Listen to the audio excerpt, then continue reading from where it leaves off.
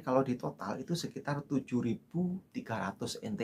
Itu untuk biaya potongan yang kita tidak bisa hindari ya. Itu sudah pasti. Kalau misalkan tidak ada lemburnya ya itu tadi gajinya cuman sisa 10.000. Kalau pabrik saya tuh satu bulannya tuh lemburannya ya rata-rata 11.000, 12.000 lah. Itu udah bisa mengcover untuk biaya potongan tadi, untuk biaya potongan yang 7.300 tadi. Kita ada sisa uang yang bisa dikirimkan sekitar 20.000 sampai 21.000 NT ya. Itu lumayan.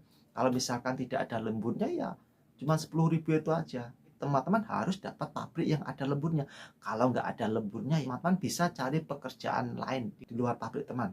Itu teman-teman bisa cari kerjaan hari Sabtu atau Minggu itu biasanya tuh banyak orang Taiwan tuh cari misalkan di kebun atau di sawah. Teman-teman itu ada terbang ke Taiwan agak lambat tetapi pabriknya bagus daripada teman-teman cepat dapat job terbang ke Taiwan tetapi pabriknya nggak ada lemburnya, sudah biaya prosesnya mahal, pabrik nggak ada. Assalamualaikum warahmatullahi wabarakatuh. Halo kawan, ketemu lagi di vlog saya ya. Nah, sebelumnya saya ucapkan terima kasih buat teman-teman udah klik video saya. Dan saya ucapkan selamat datang juga buat teman-teman yang baru saja menemukan channel saya. Semoga dengan menyimak konten-konten saya ini bisa bermanfaat buat teman-teman yang saat ini sedang berada di PT, yang sedang proses mau ke Taiwan. Atau mungkin buat teman-teman yang belum juga daftar, ya semoga ini bisa bermanfaat ya.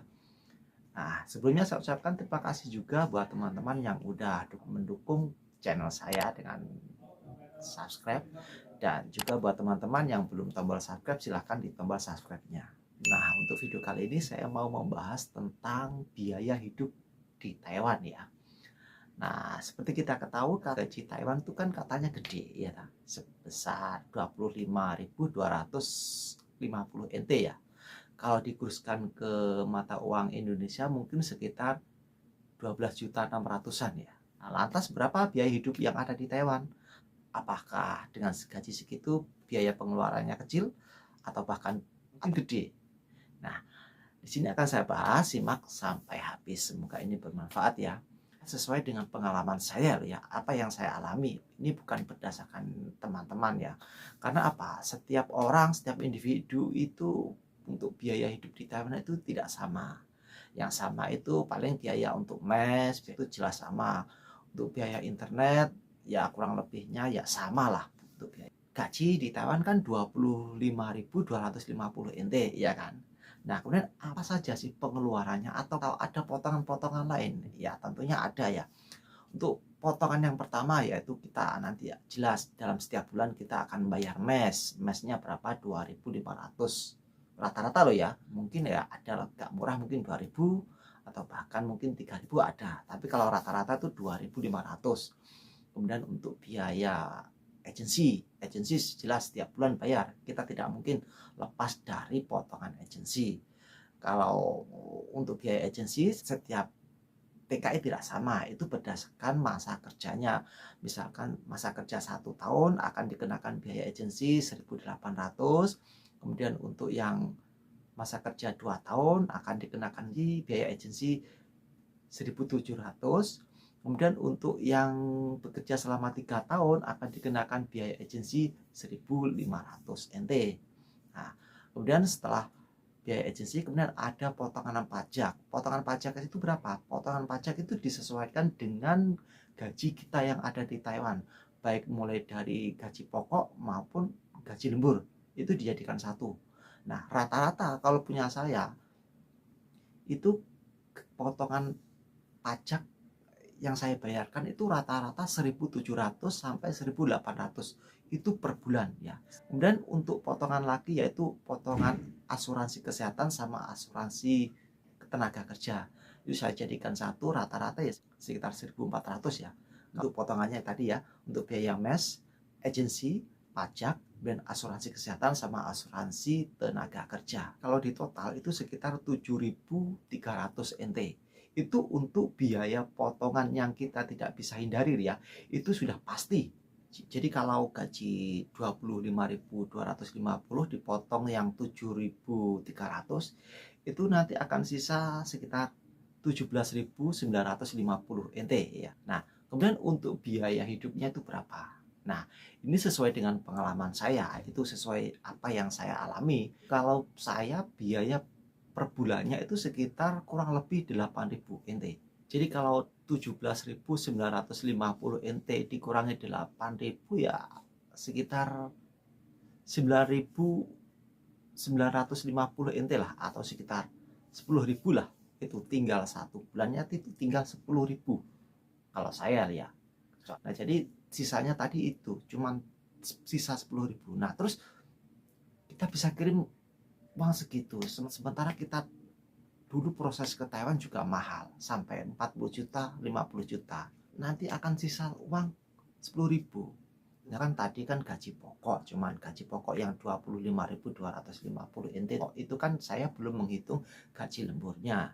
Kalau ada gaji lembur ya alhamdulillah lumayan, kita bisa menutupi biaya potongan-potongan tadi, bisa diambilkan dari gaji lembur, bahkan bisa sisa untuk gaji lemburnya. Ya mungkin gaji lemburnya mungkin 10.000 atau 15.000 ada. Kalau misalkan tidak ada lemburnya ya itu tadi gajinya cuman sisa 10.000. Kalau harus dikurangi dengan biaya potongan-potongan tadi sama biaya hidup. Itu biaya hidup yang 8.000 itu sudah termasuk untuk biaya pulsa ya. Kita biaya pulsa biasanya 600-an lah. Kalau kita ngambil bulanan itu biaya pulsa cuma biasanya 500 sampai 600. Kalau kita beli pulsa yang tahunan itu biasanya lebih murah. Kalau dihitung mungkin sekitar 300 NT lah kalau kita bayar langsung 1 tahun untuk internet lah ya. Tapi saya enggak pernah beli, saya biasanya belinya bulanan itu yang harganya sekitar 600 NT. Jadi itu untuk 8.000 itu sudah termasuk untuk biaya internet lah ya. Kemudian untuk gaji lemburnya berapa? Nah, untuk gaji lemburnya itu tidak sama setiap pabriknya. Kalau saya, ini sekali lagi yang saya bahas tentang saya loh ya, yang saya alami ya, bukan dari pabrik teman-teman lainnya. Kalau pabrik saya tuh satu bulannya tuh lemburannya cuma dapat uang sekitar 11.000, ya rata-rata 11.000, 12.000 lah. Itu lumayan. Udah bisa mengcover untuk biaya potongan tadi, untuk biaya potongan yang 7.300 tadi. Kemudian tapi kalau untuk dipotong sama untuk biaya hidupnya ya gaji lemburnya tidak bisa mengcover lah, tapi ya alhamdulillah bisa membantu karena ada gaji lemburnya. Jadi kalau misalkan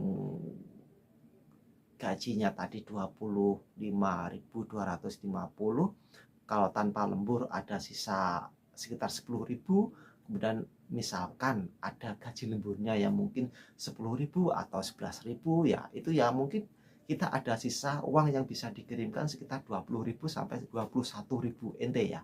Itu lumayan. Kalau misalkan tidak ada lemburnya ya cuma 10.000 itu aja. Nah, jadi itu yang saya alami. Semoga ini bermanfaat. Jadi ini bisa menjadi gambaran bahwa teman-teman nanti misalkan dapat job pabrik yang gak ada lemburnya, jadi sisa uangnya nanti sekitar 10.000 sampai 11.000 itu yang tanpa lembur. Kalau misalkan nanti teman-teman ada lemburnya ya lumayan, seperti yang saya alami tadi, ada tambahan sekitar 11.000. Jadi lumayan, 10.000 ditambah 11.000 ya sekitar 21.000 lah. Itu yang bisa kita kirimkan ke Indonesia. Ya untuk kita tabungkan lah untuk masa depan nanti ya, kalau kita nanti mau pulang ke Indonesia. Jadi misalkan teman-teman nanti kalau nggak ada lemburnya ya itu tadi gajinya sisanya hanya kecil, kelihatannya gajinya yang 25.250 NT, kemudian ada potongan-potongan plus untuk biaya hidup satu bulan, sisanya mungkin hanya sekitar 10.000 ya. Nanti kalau misalkan ada gaji lembur kan lumayan. Untuk lembur ya menurut saya ya wajib teman-teman harus dapat pabrik yang ada lemburnya. Kalau nggak ada lemburnya ya nanti ya susah sendiri. Tapi ya itu kalau misalkan nggak dapat lembur ya. Tapi misalkan teman-teman sudah terlanjur ke Taiwan tetapi ternyata pabriknya nggak ada lemburnya, teman-teman jangan khawatir, teman-teman jangan gengsi, jangan malu, teman-teman bisa cari pekerjaan lain di luar pabrik teman. Ya mungkin lembur di pekerjaan lain, karena di sini tuh buat teman-teman yang mau bekerja paruh waktu, mau bekerja sampingan itu ada aja. Misalkan ada yang pabrik yang rame itu biasanya ada sore atau sekitar 2 jam atau 3 jam itu ada teman-teman saya itu. Kalau misalkan teman-teman tidak menemukan pabrik yang mau menerima untuk kerja lembur, itu teman-teman bisa cari kerjaan hari Sabtu atau Minggu. Itu biasanya tuh banyak orang Taiwan tuh cari misalkan di kebun atau di sawah, itu ada biasanya aja. Pokoknya teman-teman jangan pernah malu, harus berani bertanya sama teman-teman lain, mungkin di sini ada cari pekerja untuk lembur, itu biasanya ada. Kalau misalkan teman-teman udah mentok gak ada lemburnya pabriknya loh ya, kalau ada ya alhamdulillah. Makanya saran saya buat teman-teman sebelum ke Taiwan, saat daftar ke PT harus berhati-hati cari pabrik yang ada lemburnya. Kalau nggak ada lemburnya lebih baik difikirkan dulu.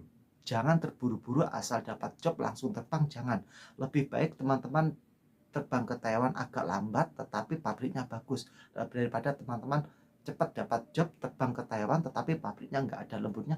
Lebih baik lambat untuk berangkat tetapi pabriknya bagus. Karena apa? Teman-teman nanti bekerja di Taiwan tuh selama 3 tahun, sudah biaya prosesnya mahal, pabrik nggak ada lemburnya, sayang sekali ya kan. Jadi saran saya harus selektif, harus berhati-hati, jangan asal nurut, jangan asal terima job aja yang diberikan oleh sponsor atau pihak PT.